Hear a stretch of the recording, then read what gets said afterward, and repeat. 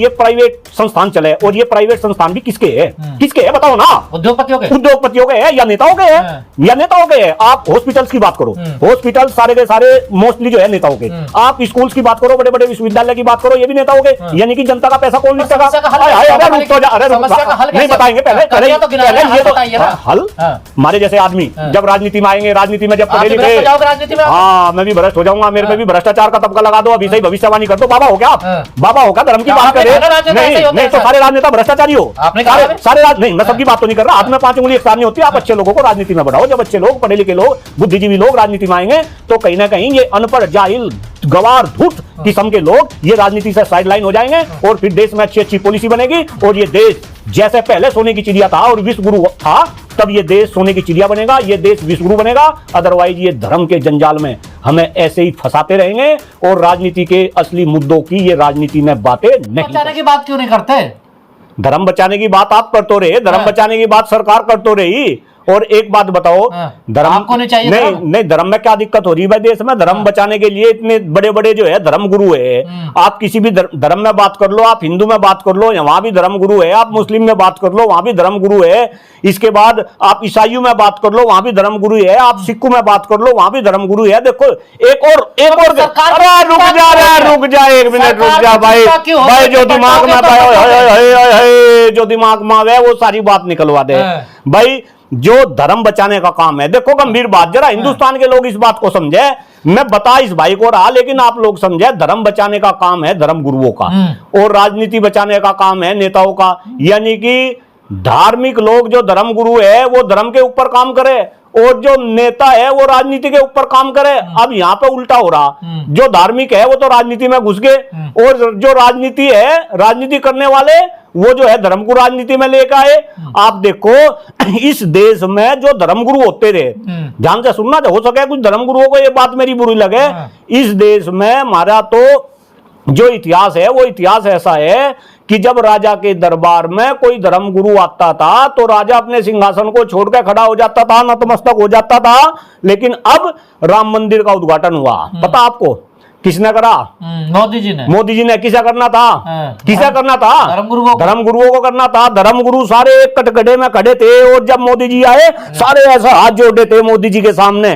क्यों भाई? ये कैसा काम? क्या धर्म गुरु इतने कमजोर पड़ गए कि धार्मिक काम में भी जो है नेताओं की भागीदारी होने लगी? और यही कारण है कि ये धर्म की आड़ में राजनीति कर रहे, और जो असली मुद्दे राजनीति में होने चाहिए, मैं फिर अपने मुद्दों की बात कर रहा, मैं शिक्षा की बात कर रहा, मैं स्वास्थ्य की बात कर रहा, मैं देश के खराब होते हुए पर्यावरण की बात कर रहा, मैं बेरोजगारी की बात कर रहा, मैं किसानी की बात कर रहा, मैं यहाँ दलितों की बात कर रहा, मैं यहाँ वंचितों की बात कर रहा। जो राजनीति में असली मुद्दे होने चाहिए वे मुद्दे इन्होंने गायब कर दिए। आपको क्या एजुकेशन चाहिए, धर्म चाहिए? एजुकेशन चाहिए। आपको धर्म नहीं चाहिए? एजुकेशन चाहिए, एजुकेशन चाहिए, एजुकेशन चाहिए। तो आप नास्तिक नहीं, आप क्या कहलवाना चाह रहे? आप क्या कहलवाना चाह रहे? आप मुझे धर्म पे लपेटना चाह रहे, और मैं लिपटू नहीं। धर्म अपनी जगह है, लेकिन धर्म से भी बढ़कर शिक्षा है।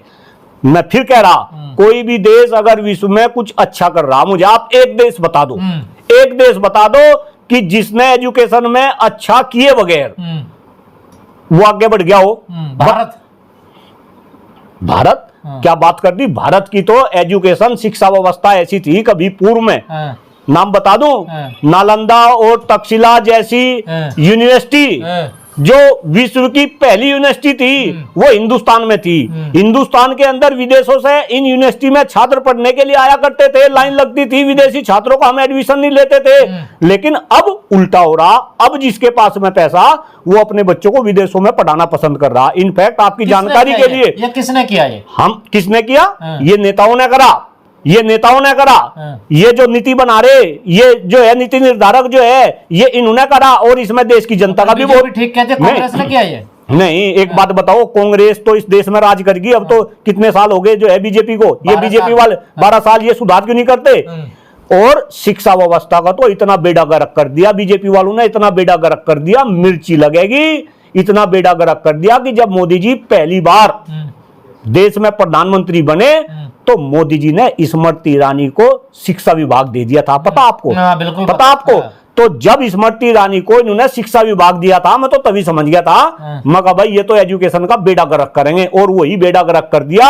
आपको सुन के हैरियत होगी। अभी अगर मैं उत्तर प्रदेश, आप मोदी जी पे इतने गंभीर आरोप लगा रहे हैं, कितने वो सन्यासी आदमी हैं। मैं कौन सा गंभीर, मैं तो सत्य को सत्य कह रहा भाई। सत्यानाश कर दिया उन्होंने एजुकेशन का। बिल्कुल बेड़ा गर्क कर दिया, सत्यानाश नहीं बेड़ा गर्क कर दिया एजुकेशन का। अभी मैं लेटेस्ट घटना बता रहा, यूपी के अंदर अभी कैबिनेट की जो है मीटिंग हुई, और उस कैबिनेट की मीटिंग के अंदर ग्रेटर नोएडा में एक प्राइवेट विश्वविद्यालय मेट्रो विश्वविद्यालय के नाम से उसे खोलने की अनुमति दी गई। अब और इस पे सरकार वाह भाई तालियां बजवा दी कि भाई सरकार ने एक और विश्वविद्यालय को खोलने की अनुमति दे दी, और वो भी प्राइवेट क्षेत्र में। आप एक बात देखो, जितने विश्वविद्यालय पहले से उत्तर प्रदेश में चल रहे, वे विश्वविद्यालय तो चलने नहीं। जहां प्राइवेट विश्वविद्यालय ग्रेटर नोएडा में खोलने की अनुमति दी गई, उसी के बराबर में एक यूनिवर्सिटी है, आपको नाम पता होगा, गौतम बुद्ध यूनिवर्सिटी। गौतम बुद्ध यूनिवर्सिटी इस प्रदेश की सबसे निराली यूनिवर्सिटी है, क्योंकि उसके जो चांसलर है वो डायरेक्ट प्रदेश का मुख्यमंत्री है। ये मायावती ने बनाई थी। आप उस यूनिवर्सिटी का इंफ्रास्ट्रक्चर देखो, जगह देखो, किस तरीके का शानदार इंफ्रास्ट्रक्चर। जब वो यूनिवर्सिटी बनी, देश के अंदर नहीं विदेशों में भी उसकी चर्चाएं हो रही थी, लेकिन आज वो यूनिवर्सिटी अपनी बहाली का रोना रो रही। वहां पर अगर कोई पत्थर भी गिर गया तो वो उसका मेंटेनेंस नहीं होता। वहां पे पढ़ाने के लिए जो है टीचर नहीं है, शिक्षक नहीं है, छोड़ के सब चले गए। तनख्वाह नहीं वहां मिलती, 20-20, 30-30 हजार रुपए में जो है वहां पे टीचर रख के। और ये यूनिवर्सिटी के एक डिपार्टमेंट में नहीं, हर डिपार्टमेंट का यही हाल है। वहां भ्रष्टाचार के इतने आरोप है, यौन शोषण के इतने आरोप है। तो मैं आपको यह बता रहा कि जब एक यूनिवर्सिटी ऑलरेडी इतने बड़े इंफ्रास्ट्रक्चर, वर्ल्ड वाइड इंफ्रास्ट्रक्चर वहां पे था, उसकी बराबर में जो है दूसरी प्राइवेट यूनिवर्सिटी खोल दी, तो इसका मतलब क्या है भाई? ये सरकारी स्कूल बंद किए जाएं। एग्जैक्टली इसका मतलब है कि ये सरकारी शैक्षणिक संस्थान तो धीरे धीरे सारे बंद हो जा, और ये प्राइवेट संस्थान चले। और ये प्राइवेट संस्थान भी किसके है? किसके है बताओ ना? उद्योगपतियों के है या नेताओं के है? या नेताओं के है। आप हॉस्पिटल्स की बात करो, हॉस्पिटल सारे के सारे मोस्टली जो है नेताओं के। आप स्कूल्स की बात करो, बड़े बड़े विश्वविद्यालय की बात करो, ये भी नेताओं के। यानी कि जनता का पैसा कौन निपटेगा? अरे रुक तो जा, अरे नहीं बताएंगे, पहले ये तो हल हमारे जैसे आदमी जब राजनीति में आएंगे, राजनीति में जब पढ़े लिखे, राजनीति में हाँ मैं भी भ्रष्ट हो जाऊंगा, मेरे पे भी भ्रष्टाचार का तबका लगा दो, अभी से ही भविष्यवाणी कर दो। बाबा हो क्या आप?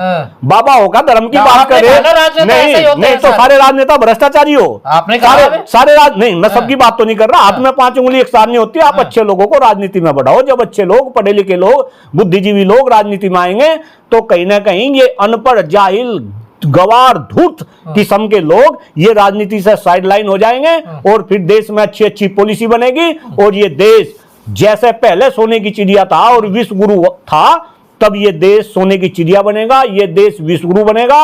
अदरवाइज ये धर्म के जंजाल में हमें ऐसे ही फंसाते रहेंगे, और राजनीति के असली मुद्दों की ये राजनीति में बातें नहीं करें।